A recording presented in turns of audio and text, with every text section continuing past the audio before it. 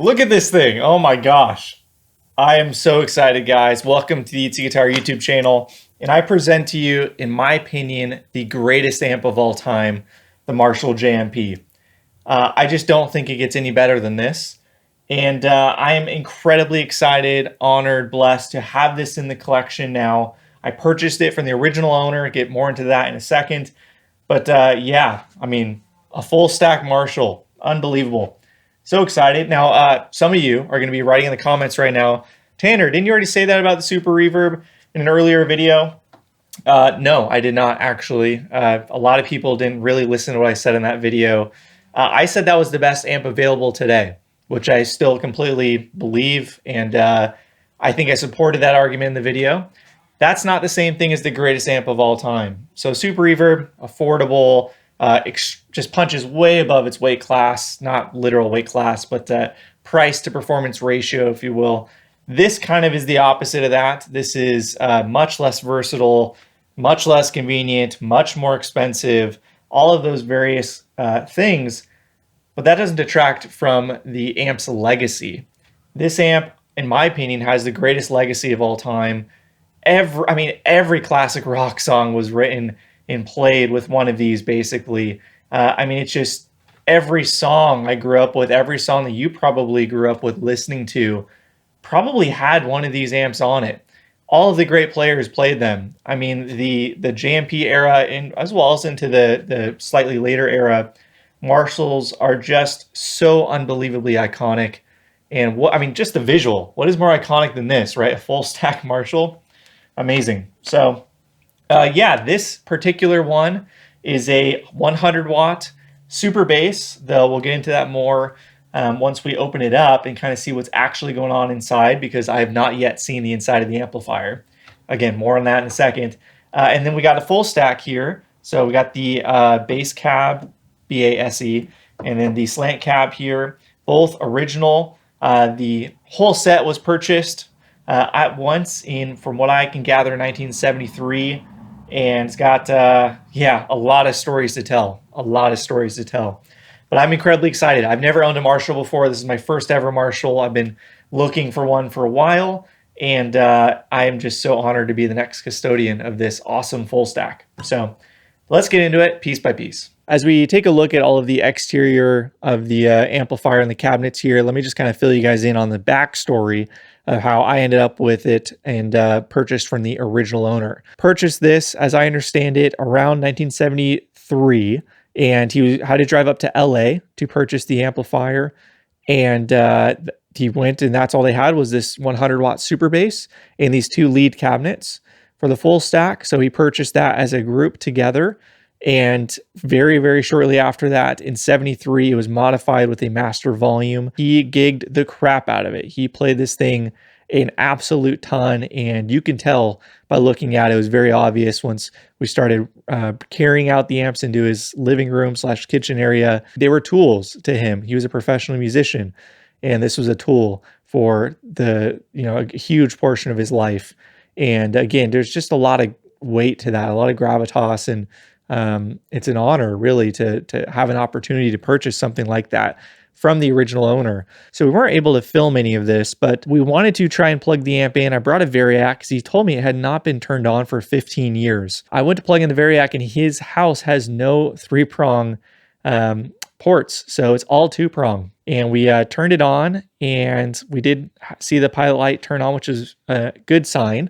Plugged it into the slant cab and flipped off the standby, and we got no output, no hiss, nothing coming out. We tried everything, tried running the other cab, and yeah, we got nothing. Absolutely dead silent, zero output whatsoever, which was a big bummer. And again, can't open up to see what's inside. So I took a gamble. I took a huge gamble on this amplifier.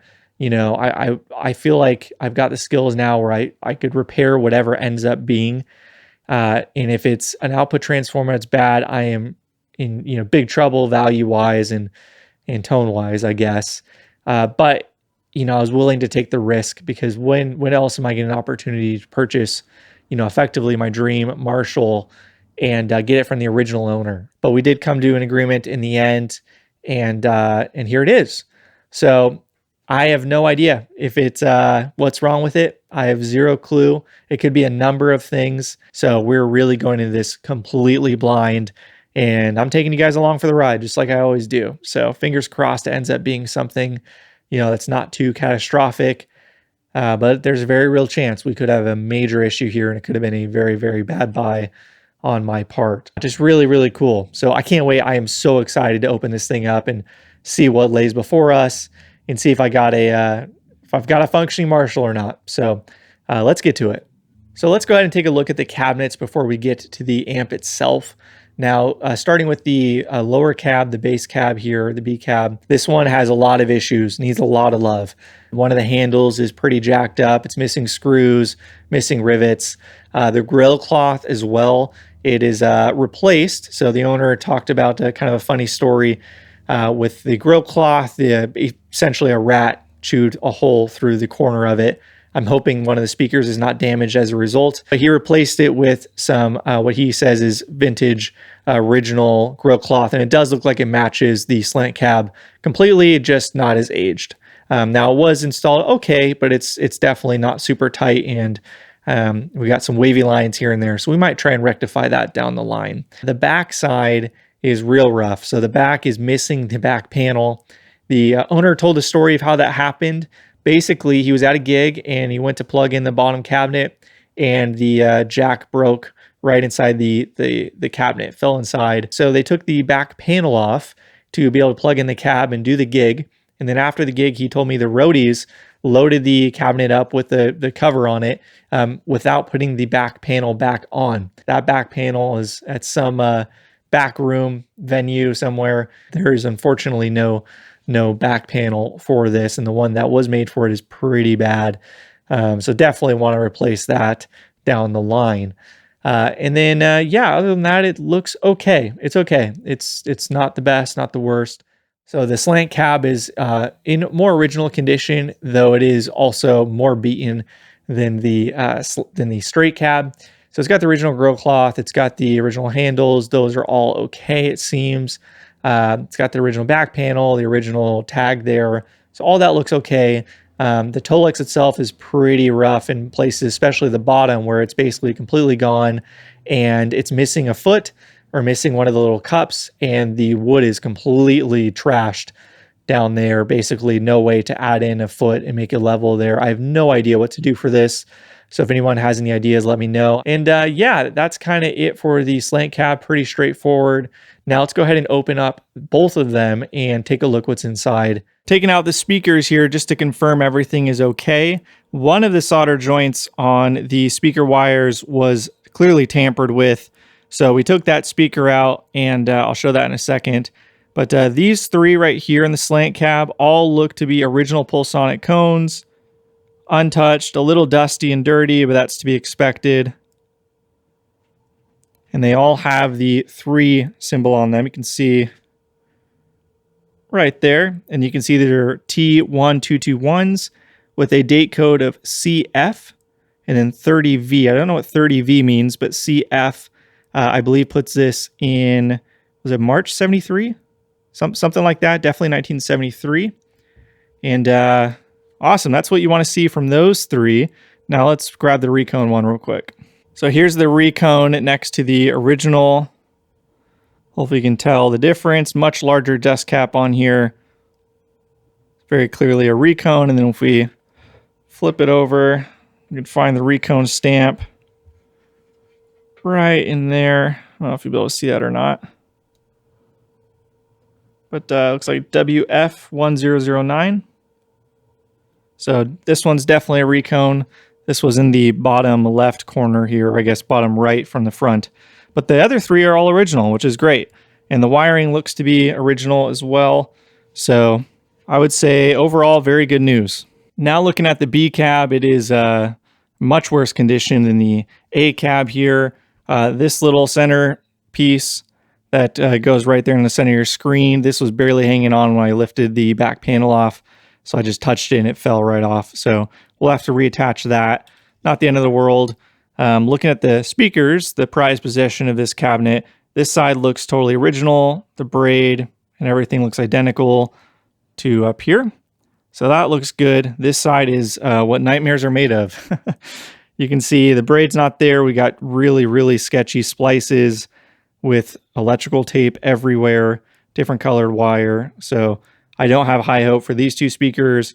These two I think are original. In fact, I can see a 3 right there, the Pulsonic code. So these two I'm pretty sure are original. In fact, I'm 100% sure these two, oh, I can see code right here. So I'm going to bump up the ISO. Hard to see, 1771 maybe? Don't know offhand. So yeah, we got some figuring out to do there. And you can see the glue that's still remaining on the speakers. All of the greenback pieces have fallen off. I'm missing a few as well. This handle still has the rivets and is secure. This one is not secure. Here, rattling. It's actually missing all the rivets, and they replaced them with screws, or rather nails, excuse me, and they literally just bent them over with a hammer, whoever repaired this cab. And it's missing the 2 bottom ones. So this side needs a lot of love. And then, of course, you got the grill cloth, which looks okay from the front, but is obviously really, really poor on the inside here. So lots of work on this cab to get it straight. But I want to pull these 2 speakers and see what we're working with here, because those look like they're probably both recones based off of the terrible work on the wiring. So let's pull them out and see. So I've got one of the 2 questionable speakers out. We saw the cone code on this one. See there, 1777 it looks like. I don't know much about these speakers. That to me rings a bell as a Celestian cone code, but I'm really not sure. I'll have to look it up. You guys can let me know in the comments as well. But the cone itself looks like a Pulsonic cone based off of what I've seen and on the other ones we've looked at that were all very clearly original. So I don't know. Maybe it's a old Pulsonic recone that looks extremely clean if it was a recone, and the I don't know if you can see, but the glue around the spider looks very old and untouched. So I don't know. You guys tell me what you think. But we'll put a question mark next to this one, and let's grab this last one here that is the last remaining question mark and see what the full tally is out of all 8. Well, the other speaker is missing a dust cap here. So the other speaker on the quote-unquote bad side of the slant cab. Very odd. It is an original Pulsonic, let's see here, there it is, cone. It's got the 3 on it. But yeah, missing the dust cap, nowhere to be seen in here. So that's super strange. Looks like we've got 2 speakers that need to go to a speaker specialist to get worked on. And yeah, that's all right. So what we have to do, which I didn't want to do, I was hoping this would just be perfect and I could just swap this in to the slant cab so I have all the original Pulsonic cones. This one's not ready to play. So we got to take one of these 2, which are original with untouched solder joints. That's unfortunate, but this whole cab's been so messed with. It's not a big deal at all. So we'll go ahead and take one out. Probably just take the bottom left one out, keep it the same, and be good to go with the slant cab. Now things are getting weird. This speaker, again, original Pulsonic cone, missing the dust cap, nowhere to be seen. No idea what happened there. Well, things are not looking good for that final one. Fingers crossed it's okay, because if it's not, that's going to really suck. Well, the last one would not go down without a fight, but we got it out, and this one is totally fine. Very odd that the other 2 have, no dust cap. This one's seems to be in fantastic condition, so it'll be perfect to go right there. But there was one piece that was a bit difficult with this. The stud here, the flathead, was the screw is completely seized, totally rusted in place. Only one of them, and I was able to eventually. I thought I was making some progress. Eventually, obviously you can't spray WD-40 or anything in there because you're going to damage the speaker. So it kind of stuck in a hard place there. Not a whole lot you can do, but sure enough, the head came right off. So I can get it out much easier now that there's no speaker here, but That was unfortunate. So just adding to the list of problems with this cab, this is the problem child for sure. But we can at least get the slant cab rocking and rolling. So let's get that dialed. Curiosity got the best of me. I wanted to see what impedance the reconed speaker was, the WF recone. Sure enough, 8 ohm. So these should all be 15 ohm, and all of them do read 15 ohm. This is the one exception. So this one can't even be used in the 412 with the other speakers. It has to be reconed or repurposed for a different amp. So, all right, that is what it is. It's going to cost, maybe $150 to get a recone. That kind of sucks, but okay, good to know. All right, here's the finished product with the A cab. We've got all Pulsonic cones in this cabinet, all of the original speakers here, no issues at all with any of the four. And you'll notice I did something slightly controversial. I actually moved the speakers around. So I left the original solder and wire on these two speakers that were over on this side, and I just mirrored them over. So just a mirror image. So the top right one is now the top left one, and the bottom right is now the bottom left. And so I didn't mess with the solder joints. And because I did that, I had to change the orientation of the bottom speaker. So there wasn't enough lead length to get it to flip all the way around. So that's kind of what I had to do. And then this side, this has got the Pulsonic cone speaker from the bottom cabinet that was moved up here on the bottom spot. And then this was the original speaker for this cab. Again, just it was over there, and now it's over here. Same exact deal. So the reason I did this is basically when you have old speakers like this that have just been sitting in a cabinet for 50 plus years, they get wear and gravity pulls them down a certain way, and it can accelerate cone rub and things like that with these speakers. So one way to help mitigate that is to actually just flip them the other way around and gravity, let gravity center them once again. So this is something I've done in the past with other amps, and it's actually worked really well for me and actually completely eliminated issues with certain speakers for me. So this is a bit preventative, and yeah, it's not the most accurate wiring setup right now, but who cares? I'm here for performance. So yeah, I'm hoping this will allow the speakers to have a very long life with me and no cone rub in the future.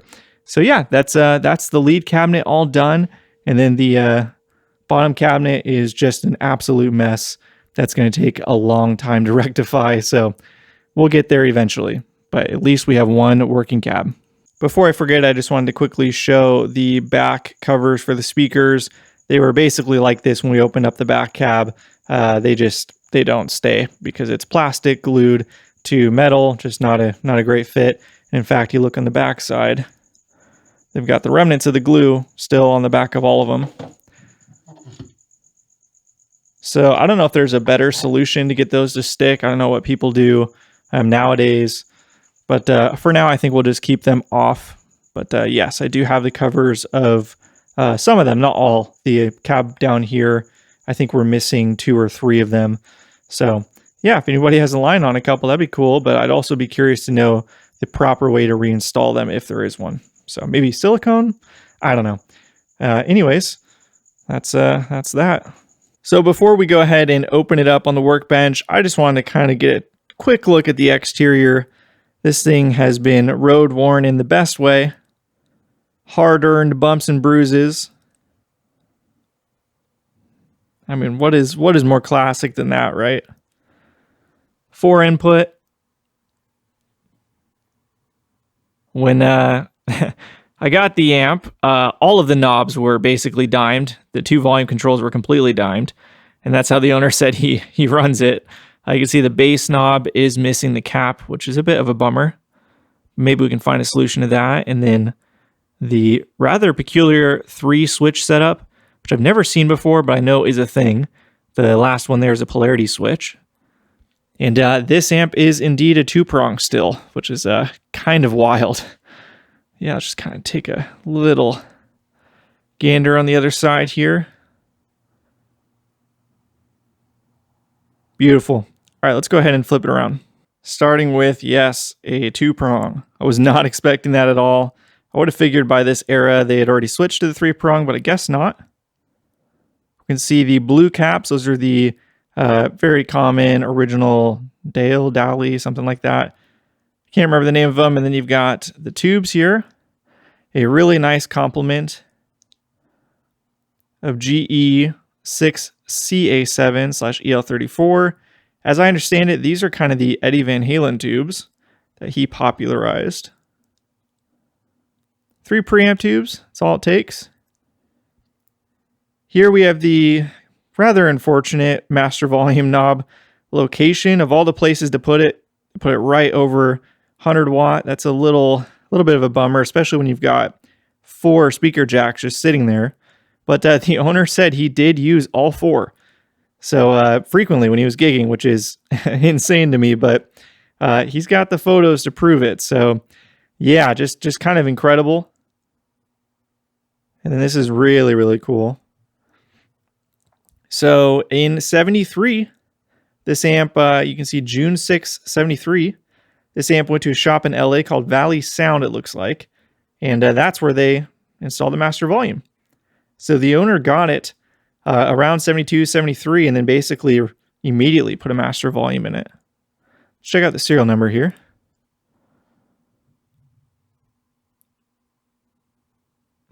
The D there denotes 1972, if I remember correctly. And then the impedance selector here.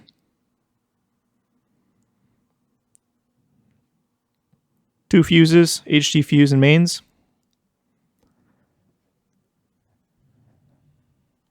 And I do have the cover. It's just, I can grab it real quick. There's the cover. Just taking off so you guys can see it a bit better. So now I guess it's time to open it up. Oh gosh, I'm really nervous about this, to be honest, but hey, it is what it is, whatever it is. Oh, it's not light. Oh, it's not light at all. Okay. Does it fit on screen? Just barely. Okay, all right. This thing is extraordinarily dusty. As you guys saw, I already dusted it off, but it is still quite dirty. This thing had been sitting for 15 years, roughly, according to the owner. And before we get any further, I'm going to say from the onset, I know nothing about vintage Marshalls. I mean, I know quite a bit about vintage Fenders and Vox, but Marshall, I've never owned a Marshall before, as I've said. This is my first ever Marshall. I have no idea what I'm looking at as far as like transformers are concerned. You know, kind of just a little bit of a risk with that as far as, you know, originality is concerned. I'm not sure. You guys will be able to tell me likely in the comments. But everything looks good from the visual point of, you know, how everything is aged compared to the rest of the amp and all of that. So I just want to preface that real quick before we move on. So let's go over to the coolest part on the vintage Marshalls, which is this tag here. So looking at the tag, which is super cool, you can see first and foremost the date code, tested February 12th, 1972. You can see the model, 100 watt base, M786, not sure what that means, USA. So this was a model made for USA, not an export model. And then we can see all the signatures of the people that worked on it as it kind of went through the assembly line. And yeah, looks really good. I love that. It's so cool. And it's great to see that has survived all of these years pretty much unscathed. Looking at the transformers here, let me see if I can find any markings on them or anything to see if we can identify what they are. So the output transformer here, I don't see any markings on it at first glance. It does look like there used to be a sticker. If I can tilt it over a little bit, hopefully you can see that. It does look like there used to be a sticker there, but that's no longer present. And then on the power transformer, there is some markings on the top. No idea what that is. Looks like maybe DET 41459110. So don't know what that is. I'll have to look that up later. But yeah, to my untrained eye, it all looks original. They've got the you know, all the flathead screws everywhere, which is kind of helpful to date things. So anyways, I think we can go ahead and move on. Actually, let's pull out the tubes real quick to look at those. So let's see what we got in the preamp section. It's like some RCAs. I'm assuming it's just 12X7s all the way through, but I don't know. RCA. It says Great Britain, ECC 83. So rebranded Mullard or something. Another Great Britain RCA rebranded ECC 83, and the same here. So that's great. I don't know if those would be original or not, but they look to be of that vintage. Let's see if we can pull this out. Pull these old power tubes out. 6CA7 GE. Now, if I remember correctly, my friend I asked about these said they look just like Sylvania 6CA7 or whatever. And those are kind of made famous by Eddie Van Halen, I guess, and his Marshall. His 100-watt Marshall. Looks like it's all a matched quad. No idea if they still work or not. And same thing. So excellent tubes as far as I can tell across the board. This thing is very grimy. So now, see, are these level? I think we'll be able to just flip it over and let it sit on the transformers here. Again, first ever Marshall on the workbench. So flying a little blind here, but I'm very excited, and I'm quite apprehensive to see what we're going to find on the other side of this. Is it all original? Is it totally hacked to pieces? Is it fried on the inside? I have no idea. So, all right, let's get to it. Get my first honest reaction here. I hope it's a good one. All right. Oh, it's so heavy. I haven't looked yet. All right, 3, 2, 1. Oh, okay. Let's take it all in for a sec. Look around, see if there's anything I notice. It is beautiful, guys. Absolutely beautiful. I don't know what I'm looking at really yet, but wow, okay. See how there's like kind of a paint or something on the solder joints? I'm assuming, I believe just like the Vox I have, they did that to kind of show what's original, what's not been touched. And, you know, for quality assurance purposes and you know, returns and all that fun stuff. And I'm seeing a lot of that. It looks like nearly every solder joint has not been touched. We got a couple. This one looks like it's been touched here and here. So this cap looks like it's a possible replacement. Or maybe a wire or something. Or maybe the paint just didn't stick. I don't know. Everything else looks okay. So here we have the master volume mod. That was done. Doesn't look too bad. Very simple. 2 wires. Nothing crazy. We've got all of these very sought after mustard caps here.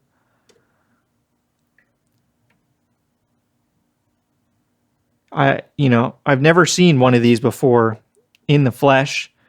Actually, I'm not sure if I've ever, maybe I've seen a video at one point of one that was all original opened up, but to my eyes, it looks nearly all original. The resistors look right, the caps look right, the various caps here, Hunt's, I know it's a vintage brand, just like you would see with the Voxes. I'm seeing even the tube sockets, everything untouched. Paint still on there. So I'm very impressed so far. And of course, hand wired. So this era is kind of that transition era. So you don't fully know until you open it up. Wow, look at the spider web. There's a spider living in there. Sorry, I realized I was zoomed in. You guys couldn't really see what was going on, but yeah, get that spider web out of there. It's looking really good, guys. I'm really excited. So we can see this yellow cap with a carbon comp resistor that's piggybacking off of it. These both have been replaced. This looks like a cathode bypass cap and the bias resistor there. You can see an original one right there as an example. So this one looks replaced. Moving on down here, we can see there's some added goop. Various places in the amplifier. Looks like just the tech was trying to keep it really nice and secure for a gigging musician. No big deal there. Again, replaced cap, though the resistor underneath is original. We got the mustard caps. We do have a replaced, looks like 33K carbon comp right here. And we see a mixture of these kind of reddish maroon colored resistors and these more cream colored resistors. That looks all factory to me, probably just part of being a transition era. You can see the master volume here running. This is not a post-phase inverter master volume. Perhaps more like the 2203 circuit or something, I don't know. Just guessing there. But we got a replace cap underneath. This is original mustard, and this is replaced. This is replaced. We see two 100K resistors right here. Carbon comps, those are both replaced. Moving on down the line, we've got, again, a little bit more goop. Let's go over here, too. So the first channel volume, you can see that. Looks like it has a bright cap that was added, and the ground on the pot casing looks like it's been messed with right here. So these both look like they've been touched. And apart from that, looking at everything else, nothing sticks out to me. So everything else in the amplifier, as far as I can tell, looks completely original. You know, apart from, again, some added goop here and there, like on the death cap over there. But yeah, it looks really clean. And honestly, this is kind of best case scenario. It's got some caps replaced that I would have replaced anyways. I probably still will, but you know, that's kind of typical maintenance stuff, so no big deal. And yeah, I think we got really, really good bones here. So now we can go ahead and transition to doing a little bit of testing and see if we can figure out what is wrong with it and why we're not getting any output. So let's give it a shot. Plugged into the first speaker jack, freshly cleaned. We've got hardwired to 16 ohm. Nothing plugged into the inputs. The volumes are both turned all the way down. Got all the tubes in it. Everything seems seated well. And we got it hooked up to the variac and the current limiter. So now I guess we can just go ahead and flip it on and slowly bring it up to 90 volts now, and I'm not getting any voltage at the HT fuse. All right, so at 120 volts, we're at 440 volts DC exactly. Oh, and 450 was close. 440, and I just heard a noise out of the cab for a second, a little crackle. Yep, okay. It's popping. Yeah, so we're getting output now. So I was getting output, and then all of a sudden, and I had the multimeter connected to the HT fuse, and all of a sudden the voltage just started dropping. Yeah, so it was weird. So it seemed like all of a sudden it just woke up and started, like, you know, like I said, the amp just all of a sudden came alive. You know, my AC30 did something similar when I was first working on it. So the bias is fine. Seems like negative 43.6 for both sides. So yeah, I knew it'd be in the minus 40s. It could be like, yeah. So we're back to where we were before, where we're 120 volts from the wall, but the HT fuse is showing no volts DC. And it did this before, then all of a sudden just came alive. All right, so you got something loose. All right, so let's go back at the AC. All right, sometimes the standby switch, right, is crusty inside. Oh, it just woke up. It's definitely the standby switch, has to be. Yeah, that's got to be it. This is exactly what happened with my AC30, and I think just after working on it, turn it on and off so many times, it just kind of fixed itself. But yeah, that makes total sense. And hopefully something will make it down into the metal contact. Well, I'm excited. There was some output, so it's not, the output transformer's not dead. That's the best news. Oh yeah. All right, so it's probably warmed up enough to turn it on. Let's see. Fingers crossed. Okay, we got high voltage. Where we got 444, 444. Exactly 444. All right, friends, we're back here. It's been a couple days, and I've just kind of spent some time really combing through the amplifier. This is completely foreign to me, Marshalls. I've never worked on one, like I said. Never owned one, like I said. So yeah, just kind of trying to take my time and understand everything I'm looking at, the layout. There's a lot of similarities to the Fender layout, and there's also a lot of differences. So just trying to kind of grasp it all and really suss out what actually is in front of me. So as I will go into in a second, there are a lot of things to note of this amplifier. Some not so great and unfortunate, some okay, some good. It's kind of a mixed bag, to be honest. So we'll just kind of go through everything and then also discuss the game plan and what we're gonna try and do. But before I go any further, I had to, once we've got the amp to get DC through the amp, once the standby switch was cleaned out and we actually got output, I had to test it. So I actually immediately got shocked. The chassis was live. Good old 2-prong, that'll do it to you. But I was eager and I wanted to test it and just make sure we had some output beyond just some noise coming out of the cab. So yeah, I plugged it into the 412. I grabbed my Jazzmaster, and I'll just show you this quick phone clip I recorded just as a little taste. So let's go to that real quick. All right, we've got the 100 watt super bass here, first test. Got the Jazzmaster in my hand going into the 412 with the original greenbacks. Amp is on about 4. Let's see what happens here.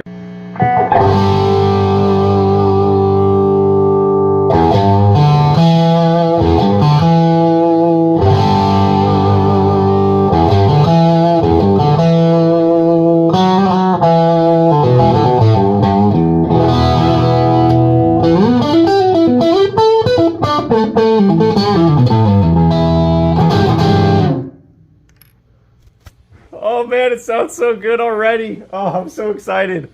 Yes, it lives. So as you can hopefully hear, this thing has got a ton of potential. It's already sounding very good, kind of quintessential classic Marshall, classic rock tones, and we've done nothing to it other than clean a switch basically. So we're off to a good start as far as that's concerned. Even on 4, this thing was breaking up really nicely. So that made me very excited, as obviously you guys saw in the video. Like a little kid in a candy store with this thing. I'm really excited to own this amp. So that's the good. So we got output in the amp. The bones are there. It's sounding good. So that's awesome. Now let's go through kind of all of the notes as far as what I found and then what we're gonna do. So we'll, I guess, let's start with the worst stuff first, I think. So I am about 98% sure the power transformer has unfortunately been replaced. A massive bummer, kind of, not worst case scenario, but definitely up there. With the vintage amplifier, having any major transformer replaced is a huge hit to the value and potentially to the tone. It's not great, to be honest. So that was really unfortunate when I finally kind of started seeing things turn that direction when I really inspected it. Now, as you guys saw earlier in the video, it has that stamp on the core, and I couldn't find any, when I Googled that, the code there, I couldn't find any examples from this era that had anything like that. And basically, from what I can gather, I think it's a, maybe 80s to early 90s diagonal, which is the correct power transformer that this would have had originally, the same manufacturer, but it is definitely a later one. Now it looks the part, and all of the hardware looks untouched, which is what really confuses me. All of the nuts they still got the paint on them. They don't look like they've been touched at all. There's no evidence of them being moved. And then the other side of the transformer mounting bolts, they're flatheads, and they're, I believe, brass screws, so very fragile. They will show a mark with any kind of tightening at all. So, and there's no marks on them, which really kind of made me very confused and not want to necessarily believe that it was a replacement. But the more I looked inside the amp itself, it kind of became clear. So I don't know how they did that. Somehow the person replaced the power transformer, but they did not, really mess with the mounting bolts. So I don't know how they did that. They took a lot of care on that side, but the wiring, they obviously did not. You can see it's very messy here. You got these blue zip ties, which are obviously not factory. And if you look at any vintage original one, all of the wires will be neatly wrapped together, just like you see right here and right here. So they will have something to hold them together, this kind of like tape or shrink wrap or whatever it is. And that's just not the case with all of this going on here. This is all from the power transformer. So there's your first sign. And then other signs, the QC paint, right? So you got the little paint denoting the parts that haven't been touched. There's a lot of that in the amplifier. Most of it has not been touched. But the parts where the power transformer, the wires where they go, there is paint on a lot of the connections that is still visible clearly, but it's a slightly different sheen and color. When I flash a light on it specifically, you can make it out. And also the solder joints just aren't as clean. There's excess wire popping out. I'm not sure if you'll be able to see things like this. So if you can see right here, there's just a little bit of excess wire sticking out right here. This green wire coming off the power transformer, which is not the case on any of the other connections. They're cut basically flush. Right here, you can see there's a couple little strands of wire. Let me zoom in a little bit. Can you see this maybe? There's a couple little strands of wire that are just hanging off there, so it's not totally perfect. There is some paint here, but it's kind of more black than it is that shiny red color you see there. So yeah, like I said, I'm 98% sure. Now, the good news is it is a diagonal, and the amps plate voltage, as you guys saw, was in a good range, 440-ish volts DC, which is good at 120 volts. So some of these will have extremely high plate voltages from the power transformers of this era, where they can be in the 500 volt range, which is just going to destroy your tubes and make the amp a bit more brittle and a bit harsher. So this is actually potentially a good thing tonally, a bad thing for the value. Definitely hit on the value, which again is a bummer, and not something I would ever be able to tell from the outside. We were not able to take the chassis out of the head shell. The owner basically didn't want me to do that. So we had to kind of just judge by what we saw on the outside. On the outside, the brackets and all of the hardware look untouched. So there's a lesson for you guys, but so that's the worst piece. So I think we can go up from there. There's still a lot of replaced parts, but well, not a lot, but there are definitely replaced parts here and there, but it's not as grave, if you will, as that. So moving on, well, I guess we can kind of cycle our way down this way. All of these screen resistors are definitely replaced. They're a little remnants of the paint on there, but yeah, these look replaced. They do look vintage and old, so I don't know when they were done, but yeah, all of these were replaced. They do measure fine though, so that's no big deal. Let's see, moving on here. So we'll have to skip ahead all the way over here. Now, I do want to just quickly point out the carbon comp resistors, the 56Ks on the caps. They have original paint on them. They look completely untouched. I'm convinced these are original. It is a little weird, but they look 100% original. The paint looks untouched. Solder looks untouched. So we're calling those original, even though it is a little bit interesting having carbon comps there. But hey, weird things happened. So Marshall just kind of used what they had, and it's not out of the realm of possibility. So continuing on down here, we've got a few obvious replaced parts we've kind of already pointed out. But the big ones, so obviously we've got some carbon comps here and there. Now these 100Ks, the super lead versus the super bass, I guess I'll just get to it. So this amp has been modified to be a super lead, more or less, versus super bass. So a few differences. These two coupling caps in the phase inverter should be 0.1 mustards, just like you see right here. These have been replaced with 0.022s, which is a super lead spec, I believe. These resistors right here, depending on, I guess, what power tubes they had, 6550s, EL34s. I've seen the schematics vary right here, but I would more normally see 220Ks here. So these were obviously replaced with 100Ks, but they should have been 220Ks most likely. So moving on down the line, a few other things here. The 33K obviously replaced. That's no big deal. The 68 microfarad, 0.68, excuse me, 680 nanofarad right here. This has obviously been replaced. This would have been a mustard. That's unfortunate. This Lemco 560 picofarad. I'm not sure if that's original or not. It definitely looks vintage. The schematic calls for 500 here, I believe. So that could be original. Not totally sure. There is still some paint on it, but it's hard to tell. Moving on down, obviously the 0.68. You can see actually, if I move this over, get a better visual. Zoom in a little bit for you guys. So these two turrets are actually added. So these two turrets would not have existed on a super base. This would have been empty. So this was added in here.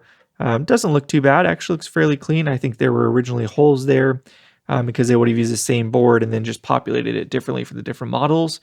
So no big deal there. Just definitely needs to be cleaned up. But yeah, the 0.68 is a super lead spec. And then this 2.7K cathode bias resistor obviously has been replaced as well. The cap here, the 330 microfarad, which is huge cap here. This obviously is original and kind of interesting. I believe this might be super base spec, but either way, yeah, huge cap. I can't believe how big that is. So that's kind of here on the board. There's a few small things. So obviously to do this mod, it looks like they replaced this wire right here, which goes to this turret. So just this little wire coming off the cathode there. No big deal at all on that side of things. And so kind of the last remaining pieces that are a bigger deal, if you will, are over here. So first, kind of the cosmetic side. Obviously, we've got this master volume that was added, which is, again, the worst location they could have put it in. But, you know, it was the 70s, and the pot does date to 1973. It's got a 73 pot code, first month of 73, actually, which perfectly aligns with when the owner said he had it done, and the service sticker on the amplifier. So that makes sense, and the work is totally fine.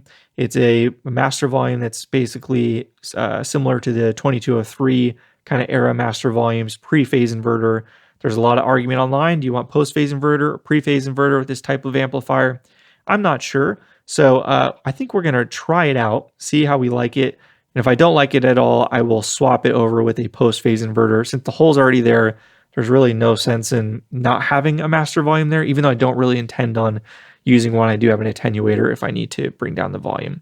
So there's that.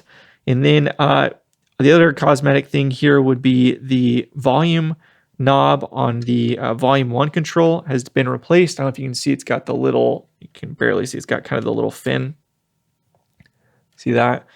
And a different color. So that's definitely been replaced, which is unfortunate. And then the base knob, it's missing the cap on it. So if anybody knows where I could find some replacements for these two, that would be great. Or any of the things I point out here that are replaced. If you know of a place or you have any replacements, let me know. I would love to get in contact and discuss more. Shoot me an email, yeetsyguitar@gmail.com, and we can discuss more.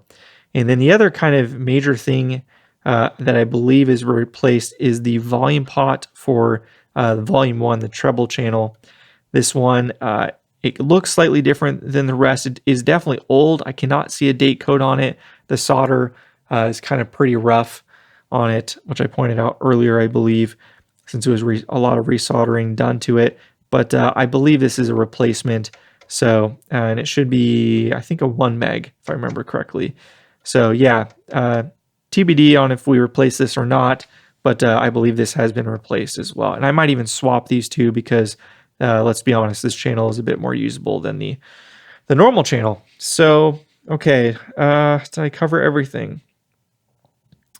Yes, I did. Okay, cool. So those are all of the things that have been replaced in the amplifier. It's a decent list. You know, it's not nothing. And the power transformer, again, is a huge bummer. But the output transformer is original, and the power transformer is putting out correct voltages as far as we can tell at the early stages right now. And it is a Marshall part that they use, the diagonal. So as far as, you know, best case scenario for the second worst case scenario, this is kind of it.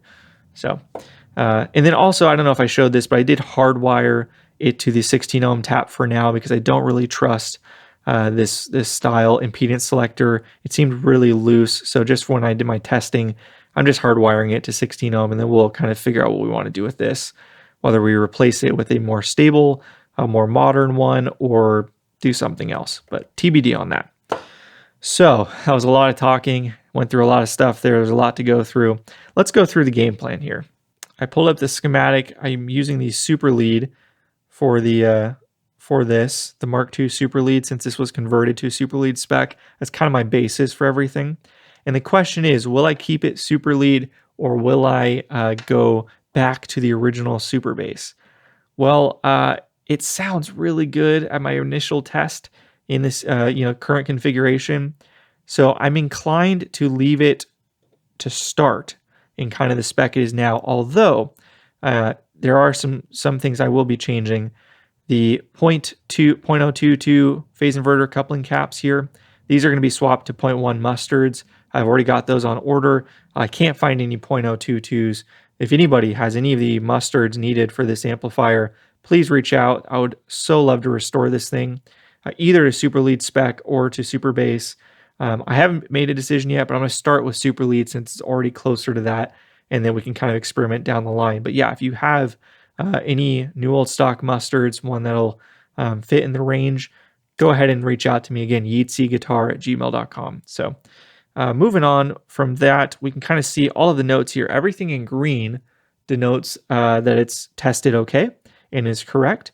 Everything in yellow needs to be replaced. And then I've got little notes here and there just as I'm trying to understand the schematic and the positions on the board, just since, again, this is my first ever Marshall. But the biggest things to kind of note, starting over here, this cap right here, 330 microfarad. The super lead spec is 250. I've got a mod replacement that we will be throwing in there, which is a, where is it? Grab it here, 250 microfarad, 25 volt. They're both letting in so much that I don't think there's really going to be any audible difference there. I'm going to try to take the covers off these caps because they're so cool. I love the blue. And quote unquote stuff them, do the equivalent I would with a Fender just for fun.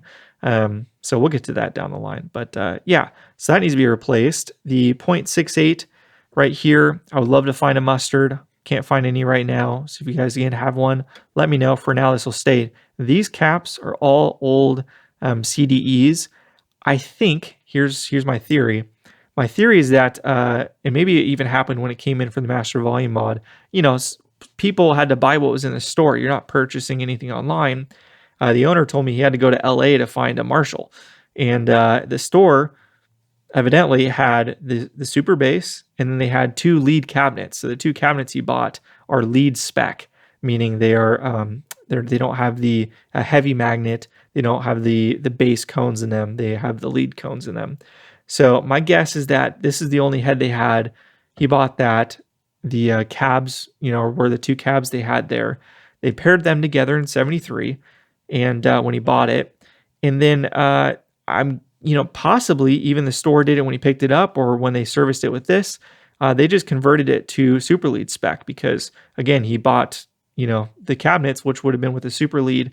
So in most guitar players, if you think about it, if you're a guitar player going into a store buying an amp, you're not going for a bass amp, you're going for a guitar amp. Even if they might sound good on guitar, you see bass, you don't know, exactly what that means like we do now. You see super bass, like, I want the guitar one.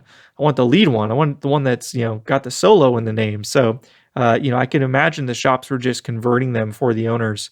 And so it's possible that these were, these conversions, this work was done all the way back in '73 when the amp was purchased. So that's my running theory.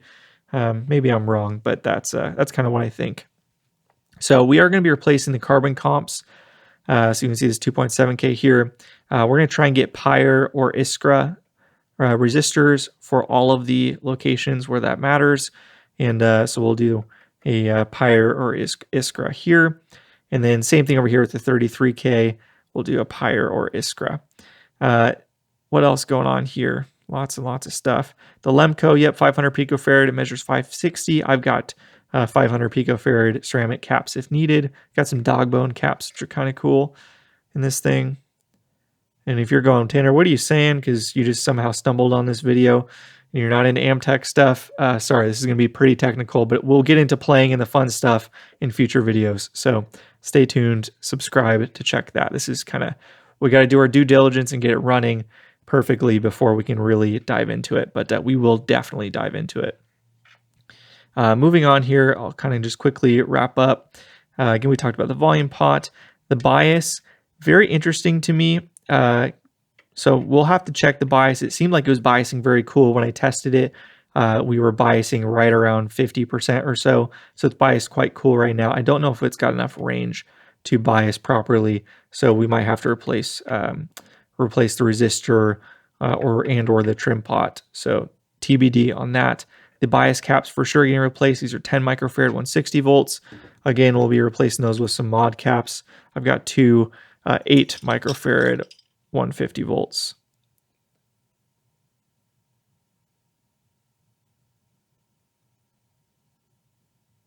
It'll focus. There it goes.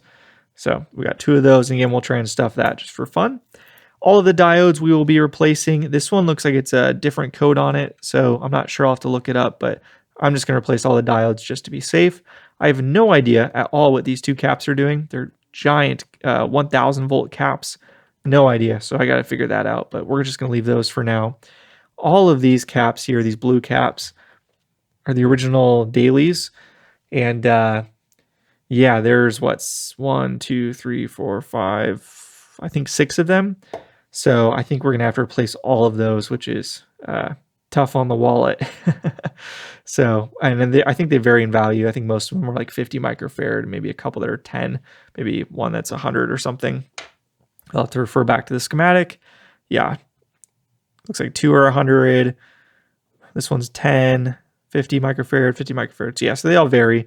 So we'll want to replace all of those. They're showing some signs of some bubbling, as you can see right there, just to be safe. And then what else we got here? Sorry, I know this is a bit boring, guys, but this is also a good record for myself here. So to-do list, mustards, we talked about that, talked about bias caps, placement knobs. I'm going to redo the wiring for the power transformer and make it nice and clean so it looks a bit more correct. It's just really, really sloppily done here. So we're just going to redo all of that. No big deal there. And then talk about the impedance selector already. Oh, the bright cap. I didn't really talk about that. The bright cap that was added, because that would not have been on a super base, is a 4,700 picofarad. The schematic says 5,000 picofarad. So that seems to be correct. Again, it's a very old cap. So my guess is these were all done. All of the super lead conversion work was done very early on, maybe 1973 when the pot was added in there. We'll see if this value works or not. It sounded pretty good to me, sounded pretty bright, but I wasn't blending in the normal channel at all. So we might play with the value there a little bit, maybe 500 picofarad or something. But I definitely want a bright cap on there. So possible messing with that. We might even possibly add 100 picofarad or something to the normal channel just to give that a bit more top end, because it seemed very, very dark when I first tried it. And yeah, guys, I think that's it. So we got a lot of work ahead of us for sure, but I am so excited. The fact that we already heard some sounds and it sounded good is very encouraging. So I think we're going to go ahead and end here. Thank you so much for watching. Stay tuned, subscribe, follow along. This is going to be a fun one. All right, guys, until next time, see ya.